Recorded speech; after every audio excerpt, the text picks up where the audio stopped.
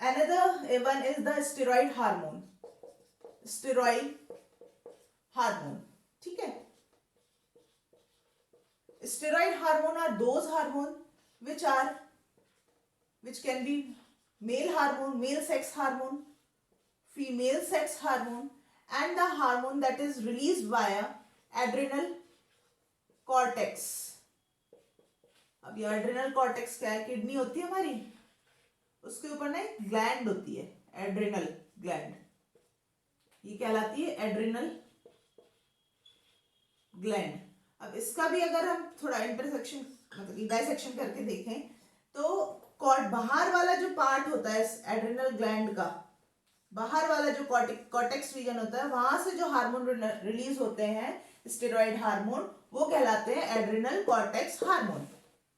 They all are of steroid nature because they derive from sterols. Sterol के बारे में हमने पिछले लेक्चर में ही बात की थी. स्टेरॉल्स क्या थे? Sterol is another category of structural lipid. Structural lipid में भी देखिए बेसिक स्ट्रक्चर जो हमारा स्टेरॉल्स का था वो कुछ इस तरह था. 4 रिंग आपस में फ्यूज थे.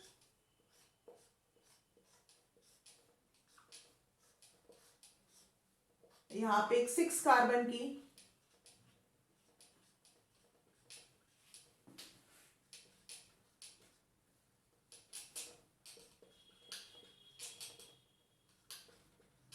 और यहाँ पे एक OH ग्रुप था.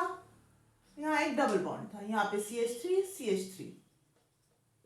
ये हमारा क्या था? कोलेस्ट्रॉल है ना.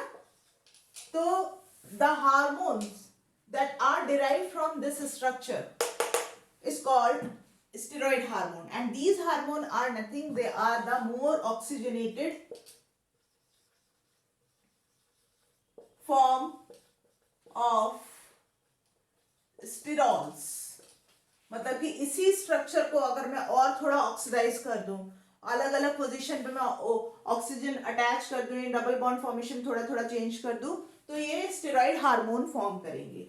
छोटा सा एग्जांपल ही ले लें. अगर ये जो अल्काइल चेन यहाँ पे 17 कार्बन पे जुड़ रही थी, उसको हटा के सिंपल मैं यहाँ पे OH अगर जोड़ दूं, यहाँ पे मैं डबल बॉन्ड O कर दूं और ये वाला डबल बॉन्ड अगर मैं यहां ले आऊं, ठीक है, तो ये हमारा बन जाएगा आपका testosterone.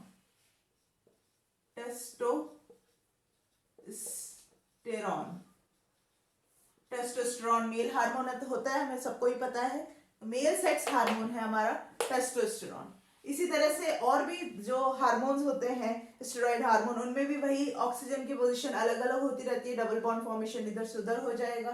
So they all are basically the more oxygenated form of sterol. Steroid hormones का हमें फंक्शन मालूम ही है. They are mainly responsible for some आपका मेल एंड फीमेल फीचर्स के लिए रिस्पॉन्सिबल होते हैं. इसका डिटेल में हम और जब हम हार्मोन स्टेरॉइड हार्मोन के मैकेनिज्म के बारे में बात करेंगे उसमें मैं आपको इसका भी डिटेल समझाऊंगी. इसके अलावा एक हार्मोन होता है प्रेडी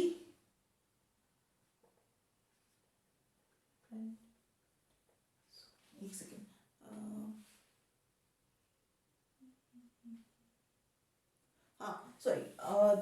वेस्कुलर प्लांट्स में we talk about vascular animal की तो बहुत बात होगी. वेस्कुलर प्लांट्स में भी स्टेरॉइड एक हार्मोन होता है that is called as ब्रेजिनोलाइड.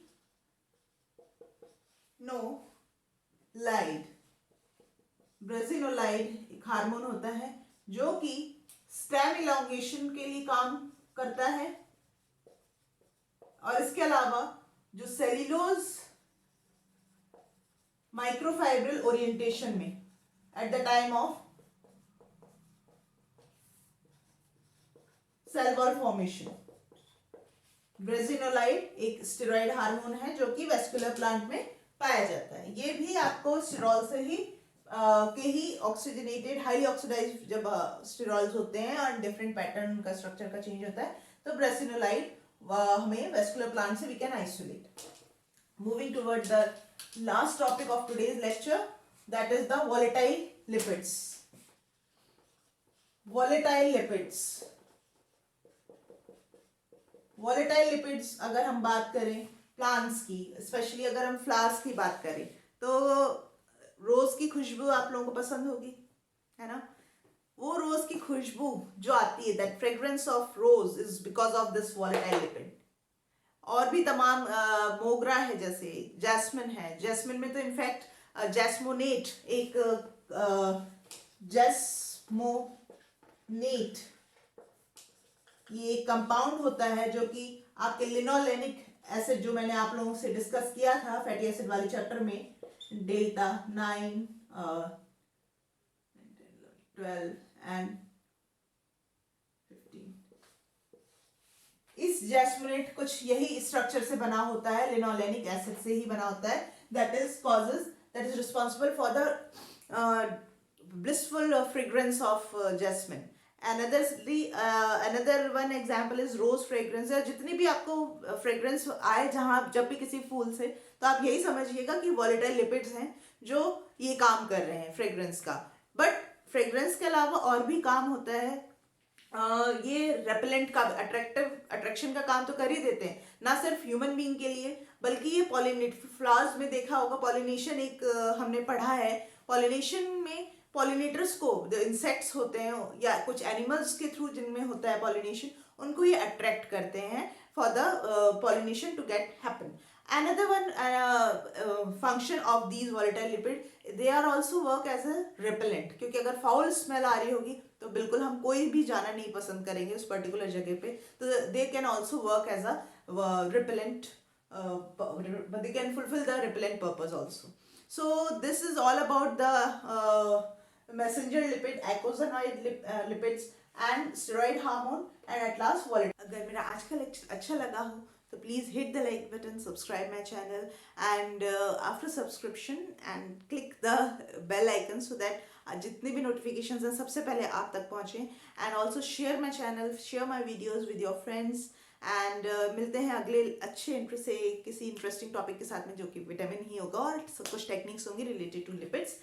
And so that till the next lecture, stay safe, stay blessed. Bye bye.